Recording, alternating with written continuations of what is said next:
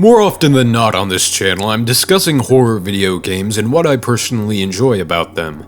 But I shouldn't do this without good reason, and it's my belief that I'm justified in discussing mainly horror video games with my viewership, since I think horror video games are one of, if not the, most fun genre of video games to exist. It's what I find the most thrilling and enjoyable in any or all contexts, perfectly suiting any time I feel the craving for a rush of stimulating hormones.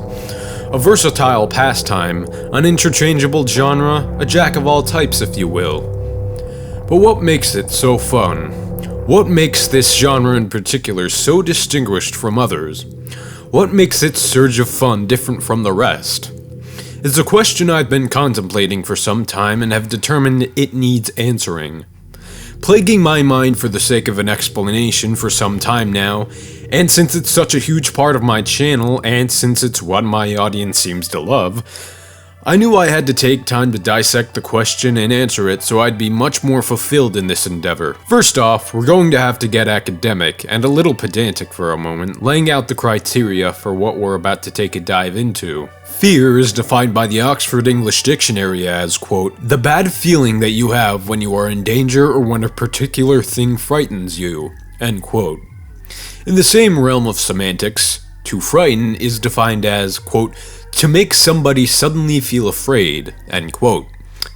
It's crucial to understand what fear and to frighten someone mean in this context, mainly due to the fact that frighten can mean many different things in many different situations, and in this one we're seeking to understand as to why games that do this to us are so fun. It's the feeling video games most often under the horror umbrella inundate us with under moments of terror, stress, anguish, agony, uncertainty, or any mechanism a digital experience employs to make us feel afraid, be it subtly or suddenly.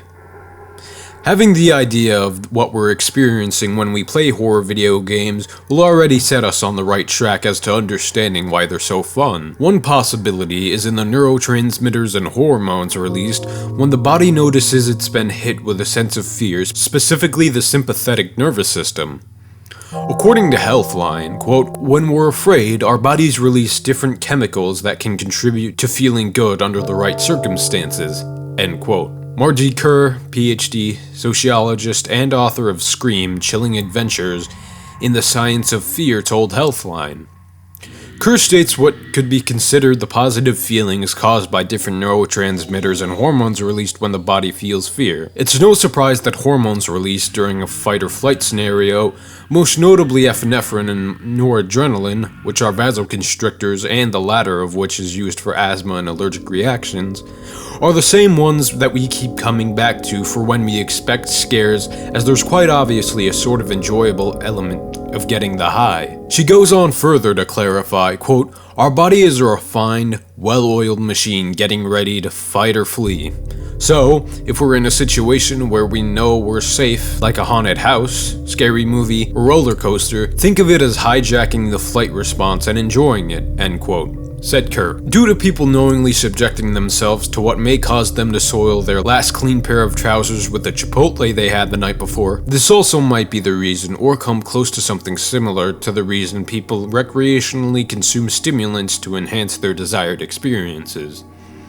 Quote, this is similar to a high arousal state, not sexual, but like when we're happy, laughing, excited, or surprised.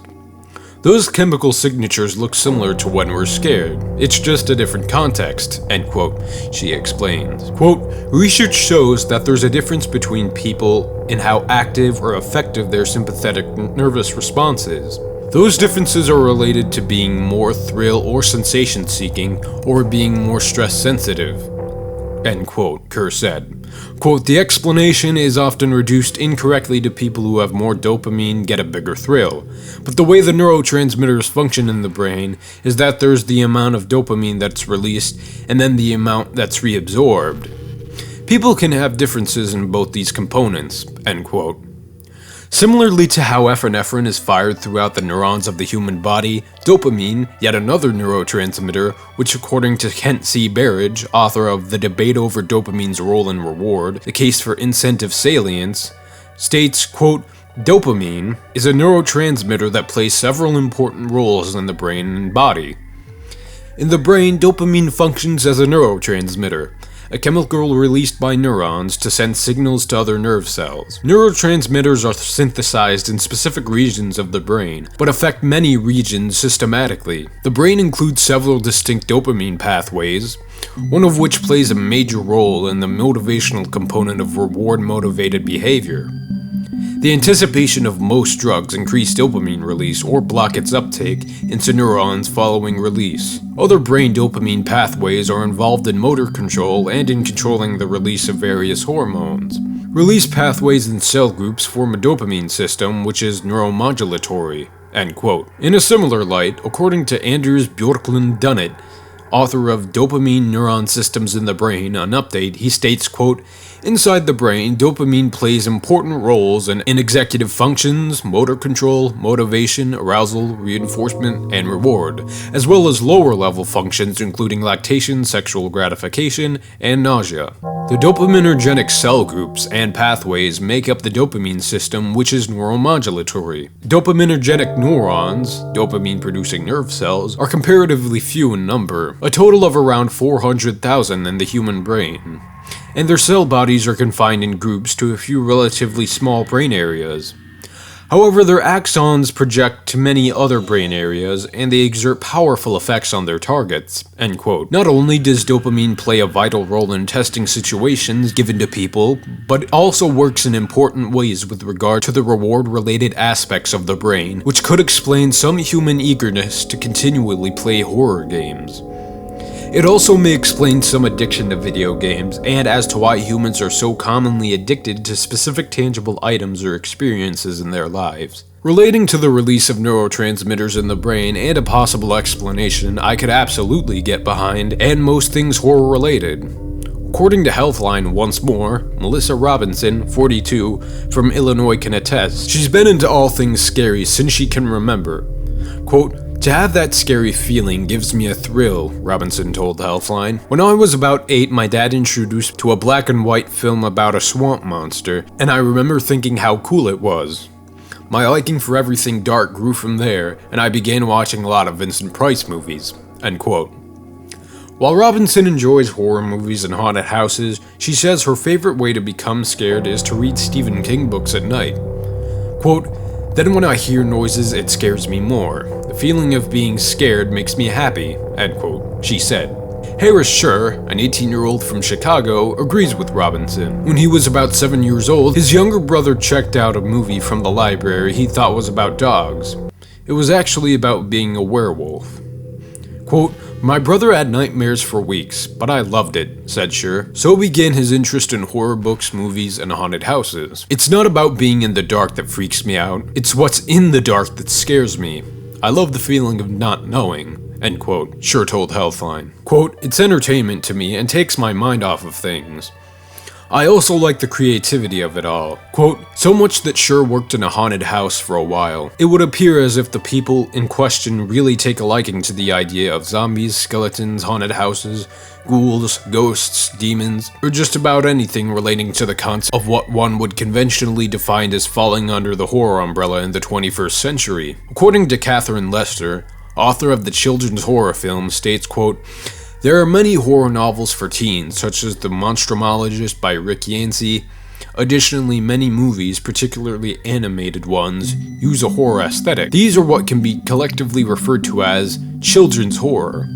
Although it's unknown for sure why children enjoy these movies, as it seems counterintuitive, it is theorized that it is the grotesque monsters that fascinate kids." End quote. I do feel that these tropes across most horror movies, i.e. something you'd see as Halloween decorations on a white family's house, if well implemented in media, can be scary and fun beyond a juvenile level. These people seem to enjoy these genres due to the obvious fact that people are going to find whatever they're into fun. And to be honest, whether I have a mind that's not developed beyond the age of 5 or not, I still find this kind of generic, boo haunted house type horror enjoyable. I don't think something has to be overtly artsy, new, incomprehensible, or abstract for a piece of creative work to be enjoyable. It's fun seeing how said type of horror would play out in a piece of media, but still leaving things up for interpretation going into it, resulting in a fun experience. In the same realm of leaving things up for interpretation, according to Psychology Today, quote,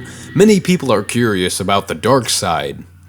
Their fear of the unknown is one of the most natural and instinctive fears that we have, and it is also one of the oldest curiosities. However, another notion I've mentioned countless times in the past posts it that people like their world to make sense. They like things wrapped in nice, neat little packages. Our world is easier to engage with when things make sense to us, and so, some may choose to engage further with the unknown in order to better make sense of the situation. Another way of looking at this perspective on the curiosity of the dark side is through consideration of Thanatos. Though I've never been a big fan of Freud's theories, it would be unfair to dismiss his perspective on the death drive and contrary to critical thinking as a possible explanation for why so many like to be scared. According to Freud, humans engage in potentially self-destructive acts because of an intrinsic death instinct.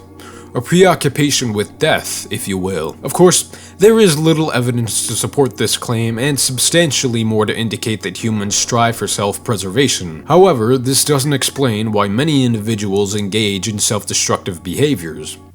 Though other bodies of research suggest that many self-destructive behaviors are conducted because of biases towards immediate pleasure, e.g. drug taking, or cost-benefit analyses of risk, e.g. 5% chance of dying versus 95% chance of looking cool. I think the latter point is particularly interesting given the focus on pleasure and our discussion of the flood, as well as on risk and our discussion of the safety net. This is another reason people involve themselves in any type of behavior and or perform any action, just to see what it's like. Humans are capable of doing a wide range of things, from extremely destructive to extremely constructive behavior, a lot of time knowingly. It's just for the experience, in and of itself.